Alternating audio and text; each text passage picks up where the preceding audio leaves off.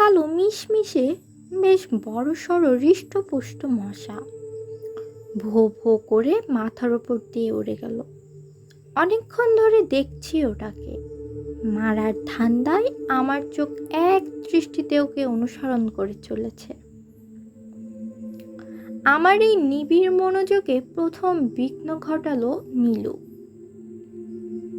নীলিমা বলল, তোমাকে একটা কথা বলবো, কিছু মনে করবে না তো? মুখে এক চিলতে হাসি নিয়ে বললাম, মনে করতে যাব কেন? নীলু বলল, না মানে তুমি তো শহরে মানুষ, তাই আর কি, বিশ্বাস নাও করতে পারো। নীলুর চোখের চাহনিটা কেমন যেন জিজ্ঞাসু ভঙ্গি নিয়ে আমার দিকে চেয়ে রইল, হয়তো কোনো উত্তরের আশায়। তা আমি কথা না বাড়িয়ে বললাম, তা বলেই দেখো না।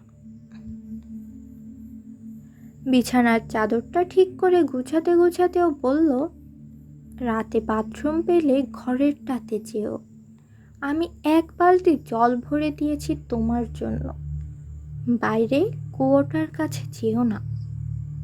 কথাটা কেন যেন আমার ঠিক হজম হলো না। আমি জিজ্ঞেস করলাম, কেন? আমরা তো এতদিন কুয়োটাই ব্যবহার করছি।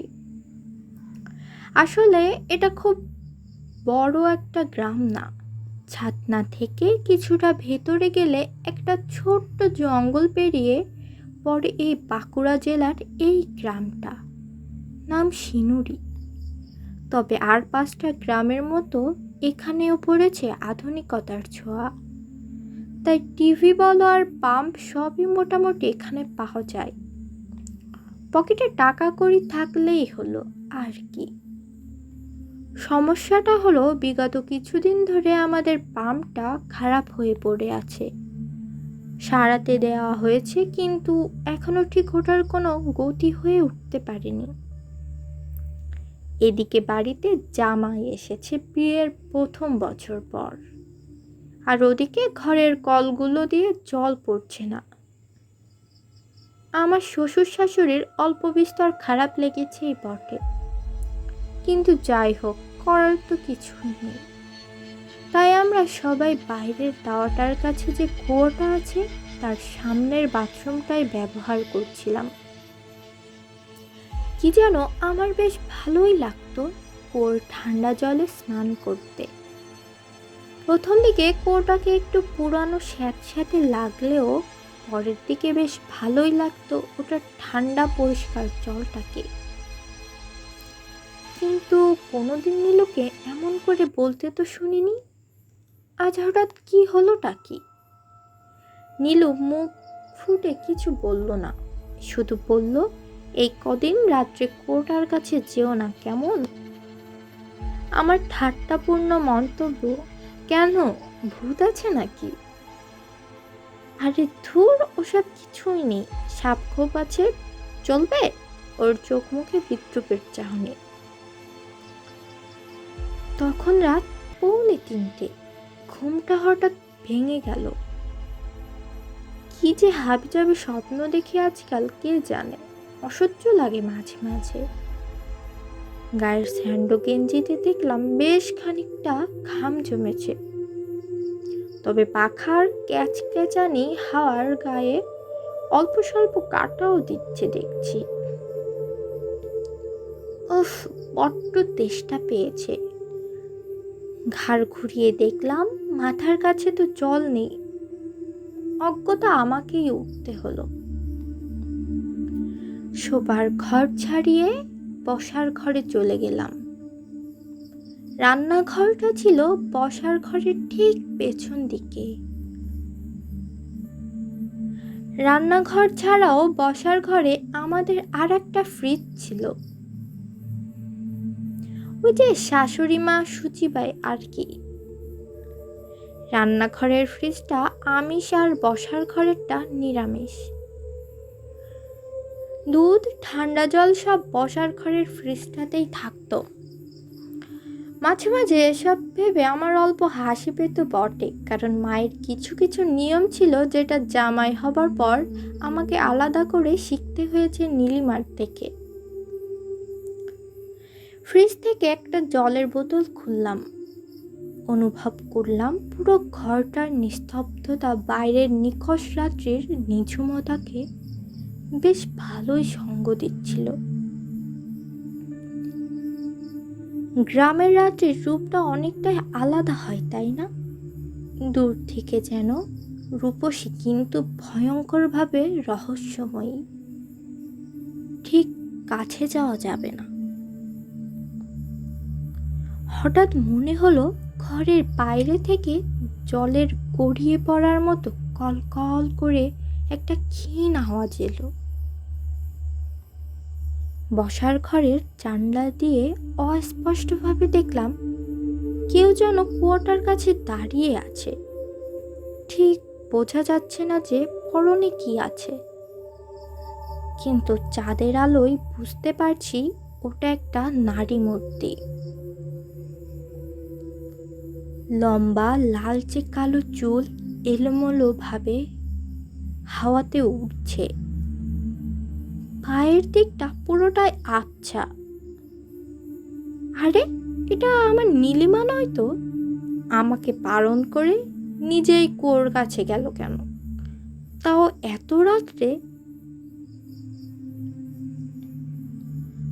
মন্ত্রমুগ্ধের মতো হা করে বাইরের দিকে তাকিয়ে আছি। হঠাৎ একটা দমকা ঠান্ডা হাওয়া আমার পিঠে এসে আছড়ে পড়ল, আর নীলিমার গলায় কানে ফিস ফিস করে বলে উঠল, কাছে আয়।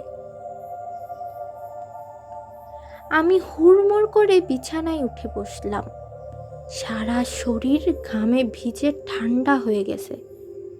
মানে, আমি কি ঘুমাচ্ছিলাম এতক্ষণ? স্বপ্ন দেখছিলাম? চা এনে দেবো? সামনে তাকিয়ে দেখি নীলিমা গামছা দিয়ে ভিজে চুল মুছছে আর আমার দিকে মিষ্টি হাসি দিয়ে তাকিয়ে আছে। ওকে দেখে ধরে কিছুটা জান এলো। চারদিকে তাকিয়ে দেখলাম বেশ খানিকটা বেলা গড়িয়ে এসেছে। কি অদ্ভুত স্বপ্ন রে ভাই! কি হলো, শরীর ঠিক আছে তো? চা এনে দেব? নীলিমা খানিকটা এগিয়ে এলো আমার কাছে। কপালে জিজ্ঞাসু ছাপ স্পষ্ট লক্ষ্য করলাম। হ্যাঁ, মানে না, আমি মুখ ধুয়ে খাবো। কিছুক্ষণ ওর দিকে ফেলফাল করে চেয়ে রইলাম, তারপর বিছানা থেকে উঠে পড়লাম। বারান্দায় চা খেতে খেতে বললাম, আচ্ছা নীলু, তুমি কি কাল রাত্রে বাইরে বাথরুম করতে গেছিলে ওই কুয়োটার কাছে? নীলু বলল, আমি কই না তো। নীলুর স্পষ্ট জবাব। সারা রাত আমার ঘুমই ভাঙেনি। আজকাল জানো তো আমি কেমন যেন অক্ষরে ঘুমাই, স্বপ্ন টপ্ন কোনো কিছুই মনে থাকে না। গরম গরম পরোটার গন্ধ আসছে খাবার টেবিলটার থেকে, কিন্তু আমার ওদিকে খুব একটা ধ্যান ছিল না। মনটা কেমন যেন খুঁত খুঁত করছিল। খাবে না বাবা? পরোটাগুলো ঠান্ডা হয়ে যাচ্ছে যে। ঘুম হয়েছে তো? আমি শাশুড়ি মায়ের দিকে মুচকি হাসি লাগিয়ে মাথা নাড়লাম কিছুটা অনুগতভাবে। তা বাবা, মুখটা শুকনা লাগছে যে? উনি আবার বললেন, ঘুমটা ভালো করে হয়নি মনে হয় মা। আমি মুখ তুলে তাকালাম ওনার দিকে। শাশুড়ি মা নীলুকে কানে কানে কিছু একটা ফিস ফিস করে দিয়ে ভেতর ঘরে আস্তে আস্তে চলে গেলেন। নীলু এমনভাবে মাথা নাড়ল যেন কিছু একটা কাজ সে আগেই করে দিয়ে এসেছে। আমার কপালে নীলু হাত দিয়ে বলল, তোমার কি জ্বর আছে নাকি? আমি মাথা নাড়লাম। তুমি রাত্রি সত্যি বাইরে যাওনি? আমি আবার প্রশ্ন করলাম সঠিক উত্তরের আশায়। এবার দেখলাম নীলুর কপালে ভাঁজ পড়ল। আমাকে টেনে টেবিল থেকে তুলে ভেতরে শোবার ঘরে নিয়ে গিয়ে বলল, কি হয়েছে বলো তো? কি দেখেছো তুমি গতকাল রাত্রে? কপালের ঘামটা মুছে বললাম, দেখলাম তুমি কুয়োটার কাছে দাঁড়িয়ে আছো। জল গড়িয়ে পড়ছিল, মানে আওয়াজ পাচ্ছিলাম, কিন্তু আমার কথা শেষ হতে না হতে নীলু বলে উঠল, আমি কি পড়েছিলাম ঠিক দেখতে পাইনি, খুব আবছা লাগছিল। আমি বললাম, আমার পা দুটো দেখতে পেয়েছিলে? না, লক্ষ্য করিনি। আমার চোখে ভয় আর ওর মুখে চিন্তার ছাপ। কি হলো নীলু, কিছু বলছো না গো তুমি আমাকে? আমার কাতর প্রশ্ন শুনে নীলুর ঠোঁটটা কেমন যেন কেঁপে উঠল। তুমি ডানের নাম শুনেছ? কথাটা বলতেই নীলুর গলার স্বরটা কুকড়ে উঠল। ডান? ওটা কি? আমি যেন আকাশ থেকে পড়লাম। ভেবেছিলাম ভূত প্রেত কিছু একটা বলবে, কিন্তু শেষে ডান, এটা আবার কি? কিছু একটা, আমিও ঠিকঠাক জানি না, কিন্তু লোকে বলে এই জিনিসটা কারোর চেনা মুখ নিয়ে আসে। শিকার ধরার সহজ উপায়। শিকার? আমি আঁতকে উঠলাম। ডানে রক্ত চষে, শোনোনি? নীলুর কণ্ঠস্বরটা কেমন যেন ভয়ার্ত লাগলো। সারা দিনটা কেমনভাবে যে কেটে গেল বুঝতেই পারলাম না। দুপুরের খাওয়া দাওয়া শেষ করে যা সাংঘাতিক ঘুম পেয়েছিল, তার দয়ায় সন্ধ্যের চা খাওয়া অবধি জুটল না। কিছুক্ষণ শ্বশুর বাবার সাথে টিভি দেখছিলাম, সাথে ছিল আলুর চপ, চানাচুর আর মুড়ি। ঘন্টাখানেক পরে রাতের খাওয়া শেষ করে শুয়ে পড়লাম। নীলু পাশে শুয়ে হালকা গলায় বলে উঠল, মনে আছে তো, রাত্রে বাইরে যাবে না। ছাদের সিলিং ফ্যানটার দিকে হা করে তাকিয়ে জিজ্ঞাসা করলাম, তোমার কি মনে হয় এইসব জিনিস সত্যি? জানি না, আর জানতেও চাই না। নীলুর কথায় আতঙ্কের ছায়া। বাবার এক বন্ধু একবার এখানে এসে দেখেছিল, এর থেকে বেশি কিছু জানি না। কি দেখেছিল? আমি পাশ ফিরে শুলাম ওর দিকে মুখ করে। কিছু একটা অপ্রাকৃতিক। বাবা মুখ খুলে ঠিক কিছু বলেনি আমাকে। নীলু একটা দীর্ঘশ্বাস ছাড়ল। যাই হোক, কিছুক্ষণ জেগে থাকা আর দুজনে খুনসুটি করার পর ঘুম যে কখন আমাদের হোশ কেড়ে নিল, আমরা দুজনেই বুঝে উঠতে পারলাম না। রাতে যে তখন ঠিক কটা তা বলে উঠতে পারবো না। ঘুমটা আমার হঠাৎ কোনো একটা কারণে ভেঙে গেল। কেমন যেন একটা অস্বস্তি লাগছে, ঠিক যেন দম বন্ধ হয়ে আসছে। হলোটা কি আমার? বুকের ভেতরটা সুচ ফোড়ার মতো যেন চিনচিন করে উঠল। গেঞ্জির ওপর থেকে বুকে হাত বোলাতে বোলাতে গুটি গুটি পায়ে বিছানার থেকে নামলাম। বসার ঘরে যেতে না যেতেই আবার সেই জল গড়িয়ে পড়ার মতো শব্দ। না না, একটা অচেনা ভয়ে আমার আর বাইরে দেখবার ইচ্ছা হলো না। কিন্তু শুধু জলের আওয়াজে না, একটা বিশ্রী সোদা সোদা গন্ধ যেন আমার নাকে এসে লাগলো। দেখলাম ঘরের মেঝেটা ভিজে, ঠিক যেমন শিশির পড়ে সেই রকম। কোনো এক অজানা শক্তির আকর্ষণে যেন আমি মন্ত্রমুগ্ধের মতো বসার ঘরের জানালার দিকে পা বাড়ালাম। আমার কানে ভেসে এলো সেই চাপা কণ্ঠস্বর, বাইরে আয় না সোনা। গলার স্বরটা বেশ ভারী। নীলুর গলার স্বর হতেই পারে না। জানালার বাইরে অস্পষ্টভাবে দেখলাম, মনে হলো যেন নীলু দাঁড়িয়ে আছে কুয়োটার কাছে। অদ্ভুত তার চাহনি। নীলুর লম্বা চুল হাওয়াতে এলোমেলো ভাবে উঠছে, মুখে একটা বিভৎস দাঁত চাপা হাসি। নীলু এত রাতে বাইরে কেন গেল?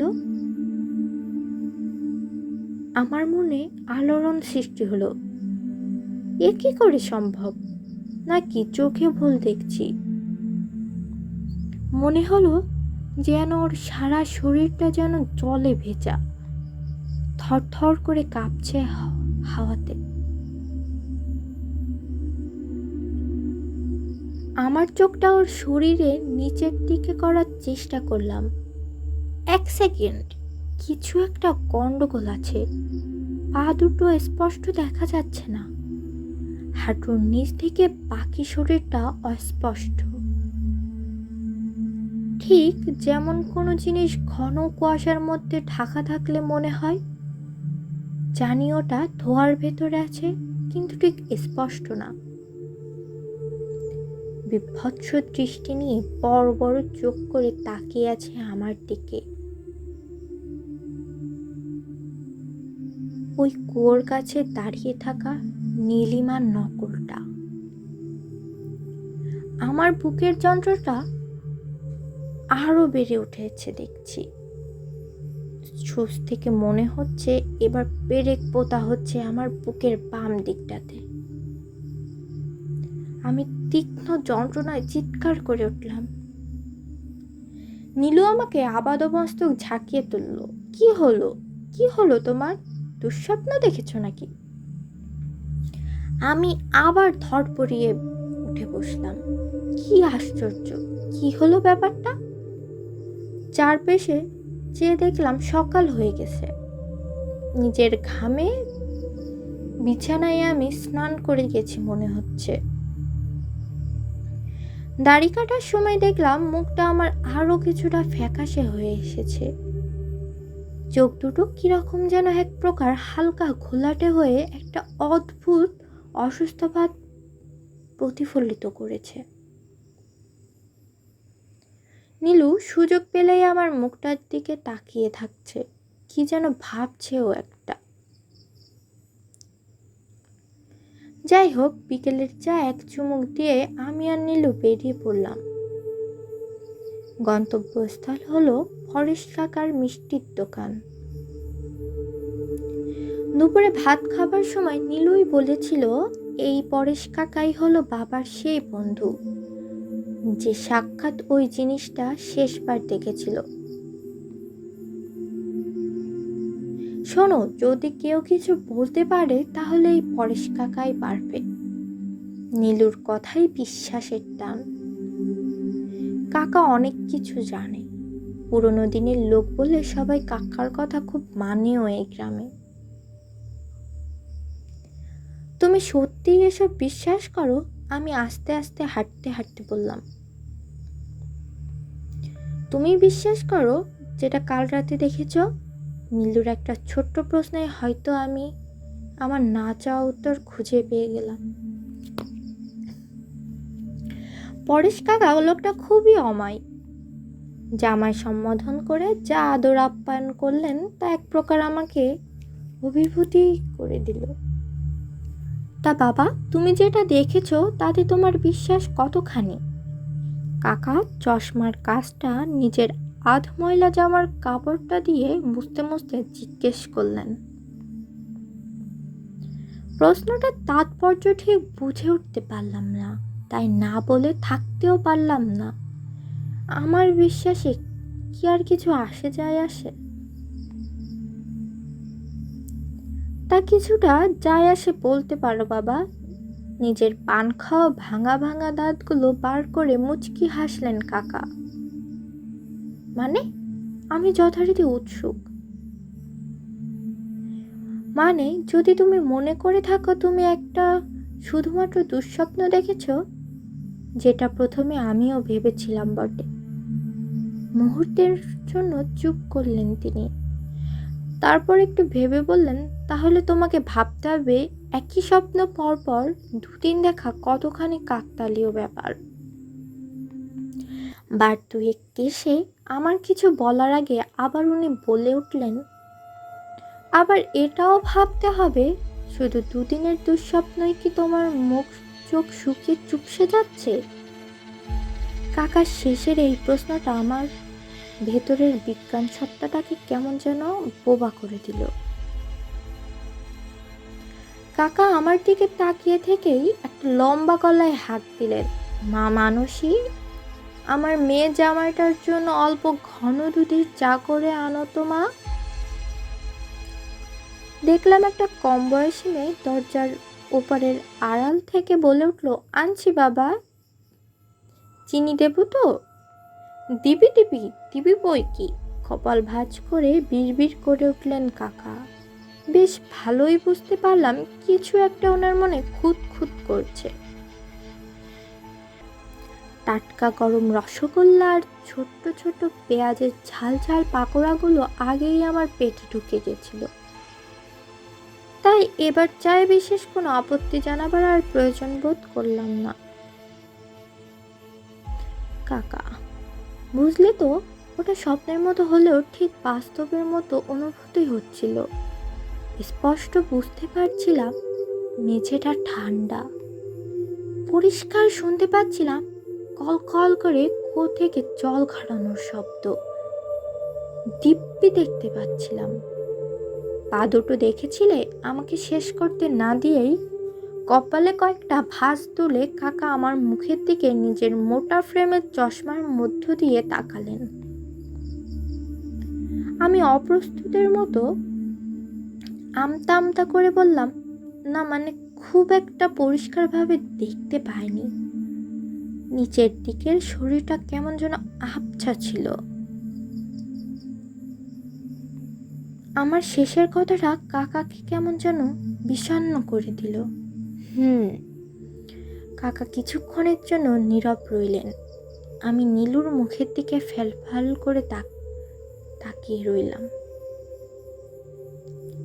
ডান কি করা হয় জানো বাবা?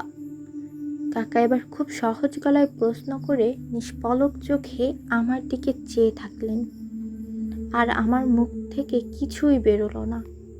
আবার খ্যাক খ্যাক করে কেশে উঠলেন তিনি। ঠাকুমার কাছ থেকে শুনেছিলাম, কাকা এক মনে বলতে শুরু করলেন, বহু বছর আগে এক বড় অসহায় নাপিত বুড়ির বাস ছিল এই গ্রামে।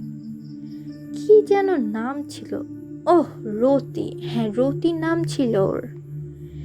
একাই থাকতো সে নিজের ছোট্ট কুঁড়ে ঘরে। ভিক্ষে বলো বা দয়া, যা কিছু পেত তাতেই দিন গুজরা হয়ে যেত তার। অভাগীর ভাগ্যটাও ছিল ওর মতোই অভাগী, নিজের বলে কেউ ছিল না বটে, কিন্তু ডাইনি অপবাদ দেবার জন্য গোটা গ্রাম ছিল তার কাছে। একদিন গ্রামের কোনো একটা বাচ্চার মৃত্যু হয় কোনো একটা অজানা রোগে। রাতারাতি রটে যায় এটা রথিরই কীর্তি। কাকা অল্প চুপ করলেন ক্ষণিকের জন্য। মানসী 3 কাপ গরম চা নিয়ে এলো। গরম চায়ে চুমুক লাগিয়ে ফের শুরু করলেন, সেই রাতে গ্রামের কিছু মোড়লরা রতিকে ঘর থেকে টেনে বার করে। ওর বিচার সভা বসানো হয়। পঞ্চায়েত বোধহয় আগে থেকেই মনস্থির করে রেখেছিল ওর বিচার কি হবে। বেচারি হয়তো মুখ ফুটে কিছু বলতেও পারেনি ওদের কাছে, হয়তো কিছু বলতেও চায়নি সে। তারপর আমি কিছুটা অজান্তেই উদ্গ্রীব হয়ে উঠলাম। নিজের গ্রাম কখন যে পর হয়ে গেছিল রতি বোধ হয় তখন ভালো করে বুঝেও উঠতে পারেনি। রতির শেষ কটা চুল কেটে তাকে উলঙ্গ করা হয়েছিল। ওর ন্যাড়া খুলিতে কালি মাখানো হয়।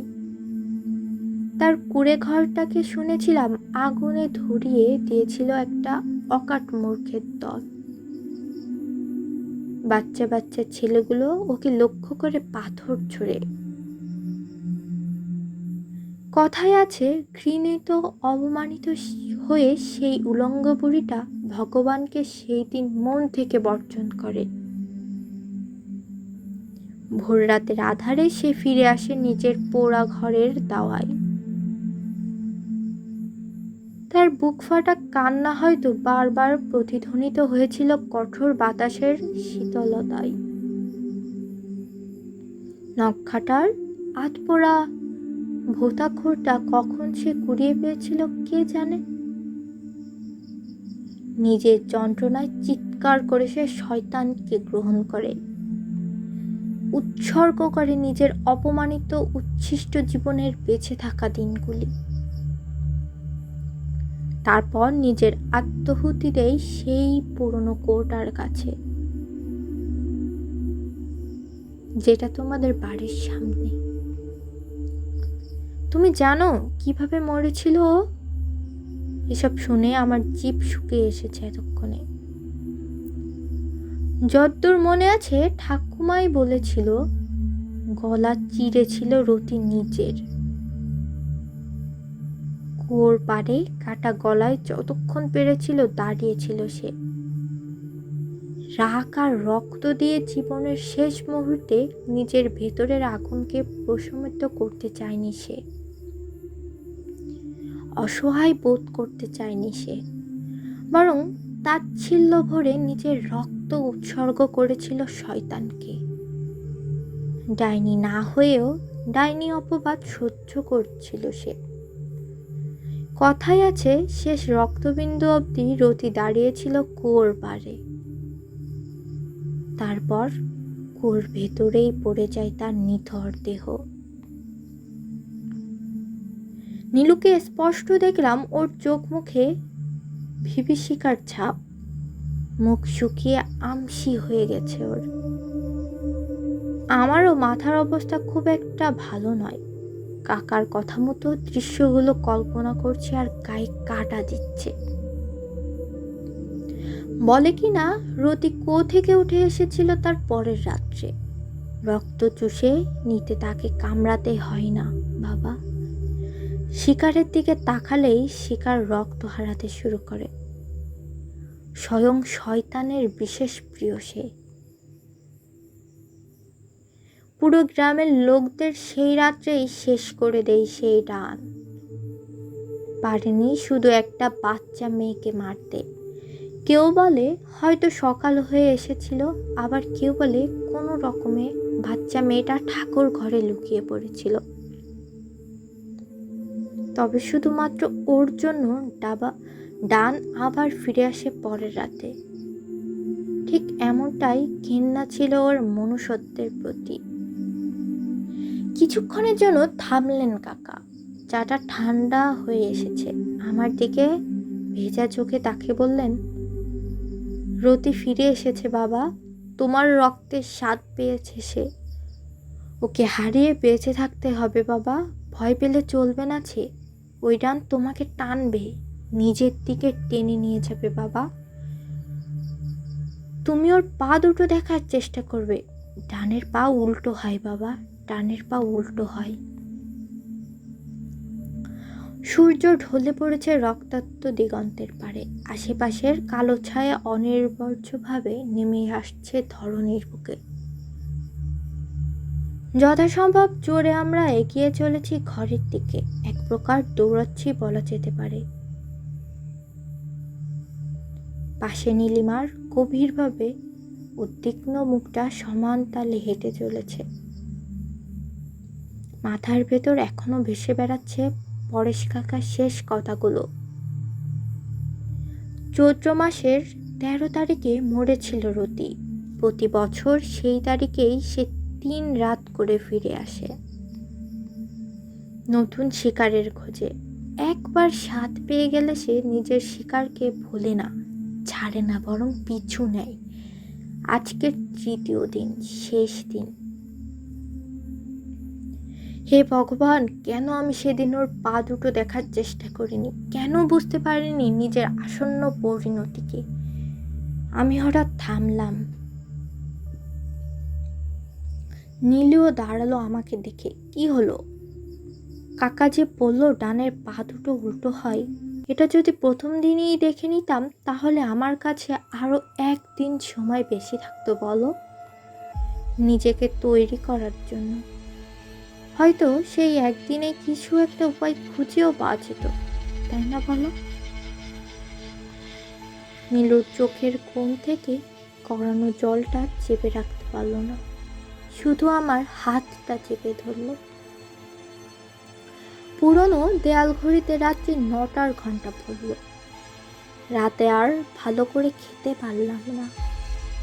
শাশুড়ি মায়ের মুখটা কেমন যেন থমথমে লাগছিল, সারাক্ষণ থালার দিকে তাকিয়ে বসেছিলেন। মুরগির ঝোলের গরম গন্ধটা সাদা ভাতের ধোয়াতে মিশে গাটাকে কেমন যেন গুলিয়ে দিচ্ছিল।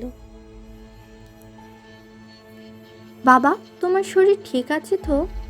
মা বিষণ্ণ মুখে জানতে চাইলেন। আমি একগাল হেসে স্বল্প অভিনয় মিশিয়ে বললাম, হ্যাঁ হ্যাঁ, সব ঠিক আছে মা, যদিও বুকটা অল্প অল্প কেঁপে উঠছিল।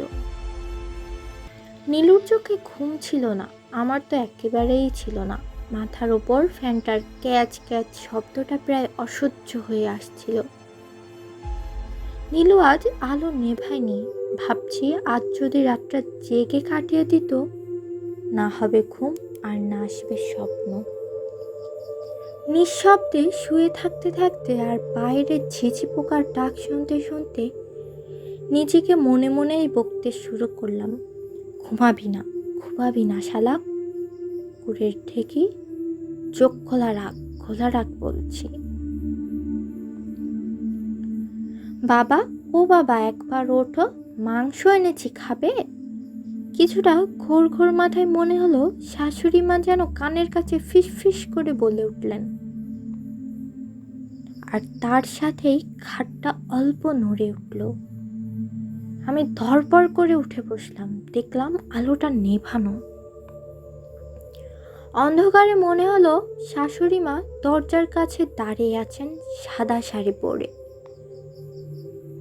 আমি কিছুটা হলেও আটকে উঠলাম, বললাম, মা, আপনি এত রাতে? কি হলো? শাশুড়ি মায়ের মুখটা অন্ধকারে ঠিক দেখা যাচ্ছিল না, কালো ছায়ার মতো লাগছিল কিছুটা, কিন্তু সাদা শাড়িটা স্পষ্ট দেখতে পাচ্ছি। একটু মাংস খাবে বাবা? কাটা মুরগিগুলো ঘরে ছোটাছুটি করছে যে। হে হে হে। আর হিম করা ভাবে শাশুড়ি মা ভাঙা ভাঙা গলায় খেস খেস করে হেসে উঠলেন। আমি তো মাথা ছাতা কিছুই বুঝলাম না, শুধু বলে উঠলাম, কি? হঠাৎ দেখি মা কেমন যেন বিকৃতভাবে মটমট আওয়াজ করে হাত পাগুলো অদ্ভুতভাবে বেঁকিয়ে হামাগুড়ি দিয়ে খড়খড় করে আমার খাটের নিচে ঢুকে গেলেন। গা শিউরে উঠল আমার। মনে হলো বুকের ভেতরটা সীমাহীন আতঙ্কে অবরুদ্ধ হয়ে গেছে। ভয়ে বাকরুদ্ধ হয়ে পাশ ফিরে তাকালাম। নীলু উপর হয়ে কেমন একটা করে পড়ে আছে। ওকে নাড়ালাম, কিন্তু সে উঠল না, সাড়াও দিল না। নীলু, ওঠো ওঠো প্লিজ, ওঠো। আমার মন অসহায়ভাবে চিৎকার করতে লাগলো। দম বন্ধ হয়ে আসছিল। ভয়ে খাট থেকে নেমে নিচে দেখার সাহস পাচ্ছিলাম না। শেষে অনেক কষ্ট করে নিজের মন শক্ত করলাম। ধীরে ধীরে শরীরটা বিছানায় রেখে মাথা নুইয়ে খাটের নিচটা দেখতে গেলাম। খাটের নিচের নিঃশব্দ অন্ধকারে মনে হলো কিছু একটা যেন লুকিয়ে আছে। একটানা একটা দাবা হিংস্র পাশবিক দীর্ঘশ্বাসের আওয়াজ পাচ্ছিলাম। মনে হচ্ছিল যেন খাটের নিচ থেকেই আসছে আওয়াজটা। পরিষ্কার দেখলাম দুটো চকচকে সাদা চোখ তপ করে জ্বলে উঠে আস্তে আস্তে নিভে গেল, ঠিক যেন দুর্ভেদ্য অন্ধকারের আরও ভেতরে লুকিয়ে পড়ল। আমি মাথা তুলে কাঁপা কাঁপা হাতে নিচের মোবাইল ফোনটাকে বিছানার উপর হাতড়াতে লাগলাম। ওটার ফ্ল্যাশ লাইট আছে তো? কিছুক্ষণ হাতড়ানোর পর ফোনটা হাতে পেয়েও গেলাম। ফ্ল্যাশ লাইটটা জ্বালালাম, আবার শুয়ে মাথা ঝুঁকিয়ে খাটের নিচে মুখ করে ফোনটা হাতে ধরতে দেখলাম কিছুই নেই ওখানে। আর ঠিক সেই সময় অনুভব করলাম তীব্র কামড় যন্ত্রণা আমার ডান পায়ে। চিৎকার করে ধরপড় করে মাথা তুলে বসলাম, চেপে ধরলাম নিজের পাটাকে। ফোনের আলোতে স্পষ্ট দেখলাম আমার পায়জামার নিচের দিকটা ছেঁড়া, আর পায়ে কয়েকটা সুনির্দিষ্ট গোল গোল ফুটো। স্পষ্ট বোঝা যাচ্ছে একটা পাশবিক দাঁতের পাটির ছাপ। গল গল করে রক্ত পড়তে শুরু করলো। আমি ভয়ার্ত গলায় চিৎকার করে উঠলাম, নীলু! ফোনের আলো ঘোরাতেই দেখলাম নীলু নেই। বিছানা পুরোপুরি ফাঁকা, চাদর পারলেই সব এলোমেলোভাবে মেঝেতে ছড়িয়ে আছে। ভয়ে আমার হৃৎপিণ্ডটা হাঁসফাঁস করে উঠল। নীলু গেল কোথায়? শুনতে পেলাম খচখচ করে পায়ের নখের মেঝেটি ঘষার শব্দ। কিছু একটা ভীষণ দ্রুত গতিতে আমাদের শোবার ঘরের দরজা দিয়ে বাইরে পালিয়ে গেল। একই সাথে দরজাটা হালকা করে নড়ে উঠল। আমি প্রচণ্ড যন্ত্রণা সামলে দরজাটার দিকে ফোনের লাইটটা ঘুরিয়ে কিছুক্ষণ বসে রইলাম। মাথা অনবরত ঘুরছে। এটা স্বপ্ন নয় তো? হ্যাঁ, স্বপ্নই হবে। ঠিক কোনো দুঃস্বপ্ন ছাড়া এটা আর কিচ্ছু নয়। তাহলে পায়ে কামড়ের ব্যথাটা পাচ্ছি কি করে? গালে দুটো চড় মারলাম, সাথে সাথে কপালে ঘামের ফোঁটাগুলো চাদরের উপর পড়ল। বাইরে বসার ঘর থেকে কটকট করে কিছু একটা আওয়াজ আসছে, ঠিক যেন নরম হাড় চেবানোর শব্দ। আমি কি পাগল হয়ে গেলাম নাকি? কী সব শুনছি, কী সব দেখছি! বিশ্বাসযোগ্যতার মাপকাঠিতে কোনোটাই তো ঠেকছে না।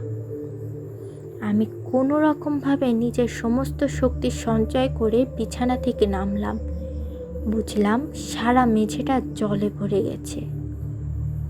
আমার পা থেকে ঝরে পড়া ফোঁটা ফোঁটা রক্ত মেঝের ঠান্ডা জলে পড়ে ওই নিকাট নিস্তব্ধতার বুক চিরে টুপ টুপ করে আওয়াজ করে যাচ্ছে। ধীরে ধীরে বাইরে বসার ঘরে এলাম।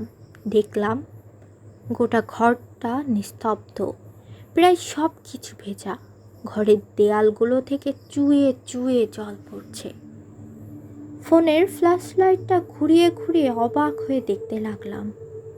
একটা হালকা হলুদ আলো আসছে কোত্থেকে, সম্ভবত রান্নাঘর থেকে, আর আসছে ওই কটকট শব্দটা। আমি কোনো রকমভাবে নিজের ডান পাটা ঘষে ঘষে রান্নাঘরের দিকে এগিয়ে চললাম। দেখলাম রান্নাঘরের দরজাটা খোলা। নীলু, তুমি ভেতরে? দাবা গলায় ফিস ফিস করে ডেকে উঠলাম।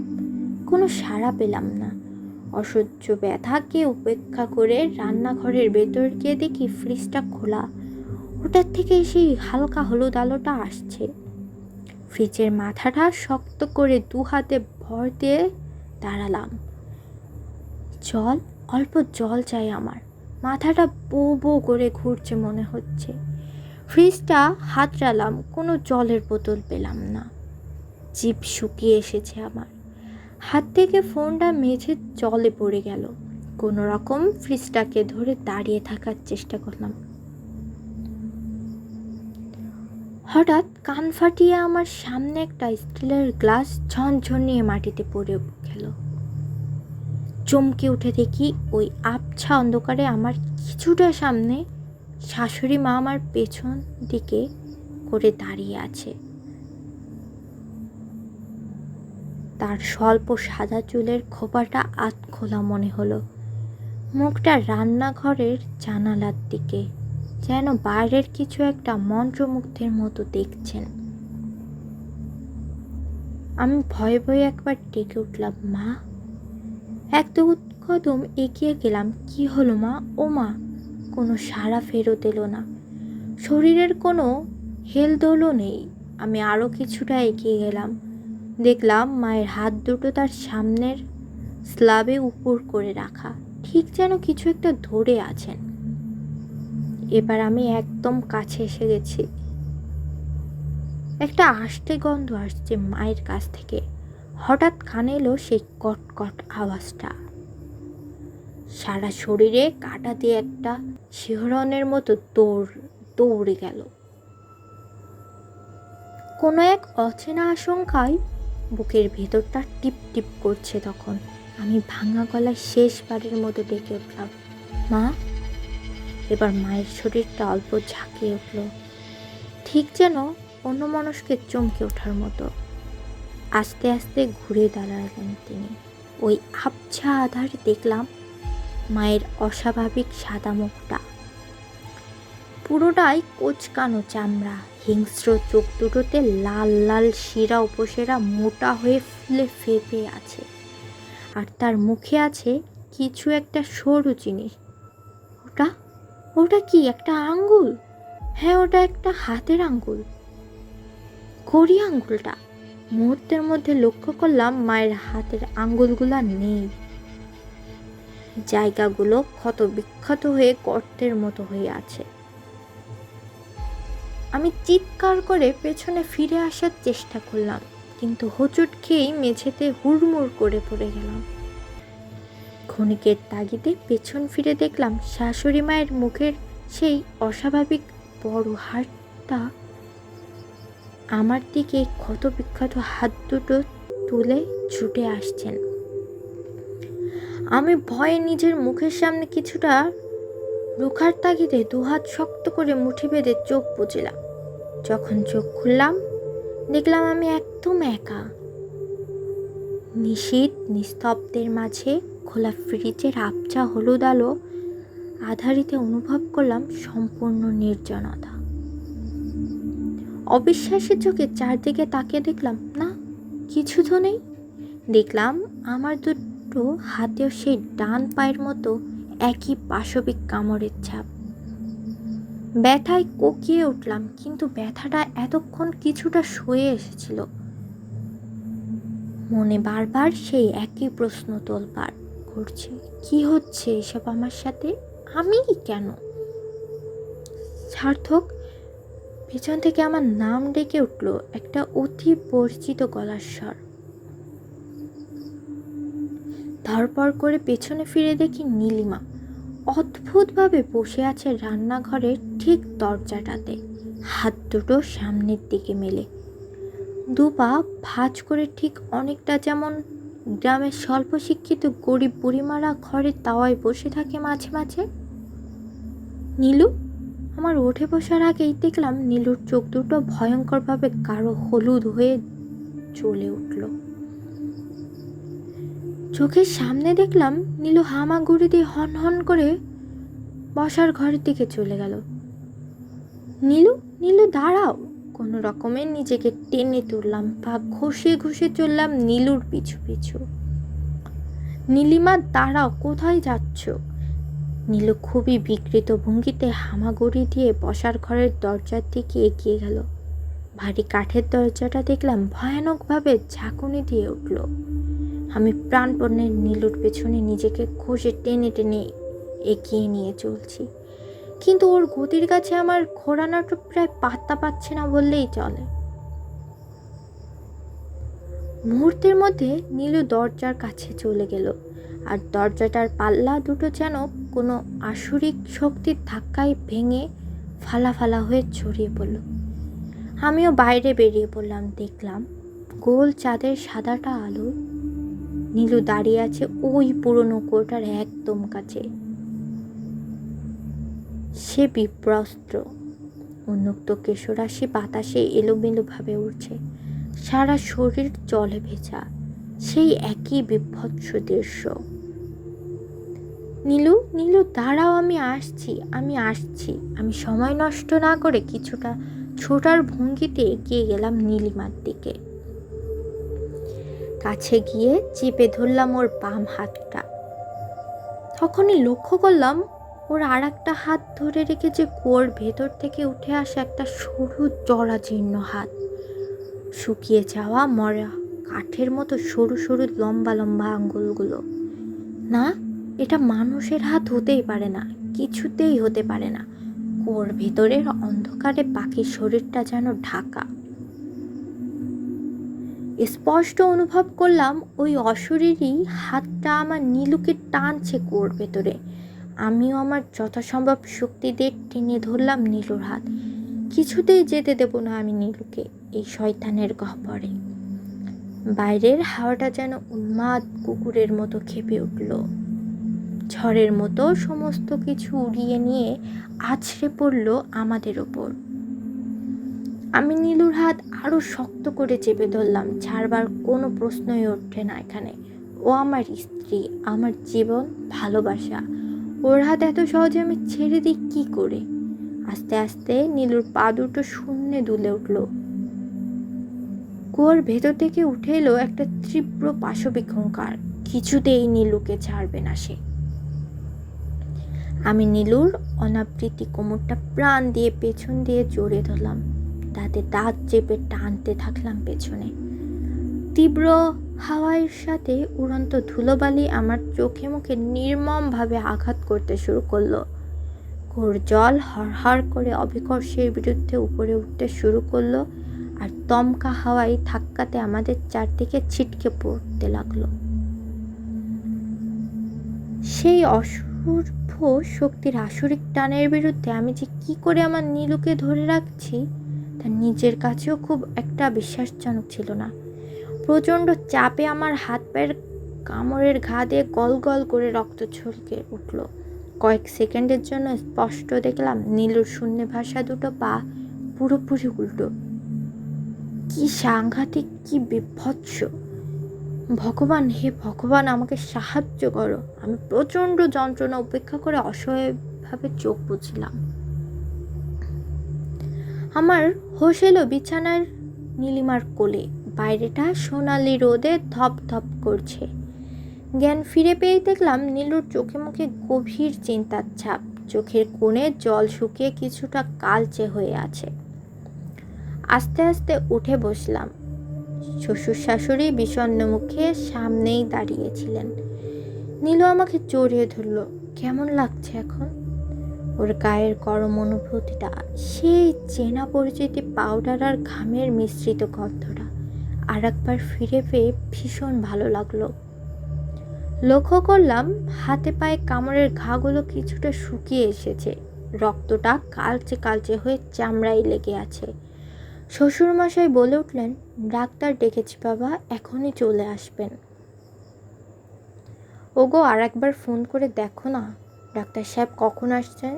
শাশুড়ি মা ইতস্তত করে উঠলেন। ওনারা ডাক্তারকে ফোন করতে গেলে নীলুকে অবাক হয়ে জিজ্ঞাসা করলাম, কি হলো বলো তো? চট করে নিজের চোখটা মুছে বলল, কাল মাঝরাতে উঠে দেখলাম তুমি বিছানায় নেই।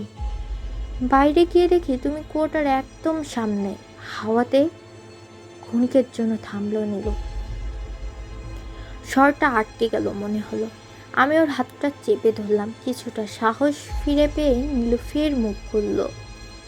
দেখলাম তুমি হাওয়াতে ভাসছ। তোমার হাত পা দিয়ে রক্ত গড়িয়ে গড়িয়ে ওই কুয়োটার ভেতরে ঢুকছিল। অনেক কষ্টে তোমাকে টেনে নিচে নামিয়েছি, টেনে নিয়ে এসেছি ঘরের ভেতর। আমার কাছে বলার কিছুই ছিল না, শুধু অবাক হয়ে শুনে যাচ্ছিলাম। আমার স্মৃতিতে যেটা মনে আছে তার সাথে নীলিমার কথাগুলো একটাও মিল খাচ্ছিল না। তাহলে কি? আমার কিছু ভাবার আগে নীলু বলে উঠল, তোমাকে হাওয়া থেকে টেনে নামাবার সময় আমি শুধু মনে মনে প্রার্থনা করছিলাম, ভগবান, হে ভগবান, আমাকে সাহায্য করো।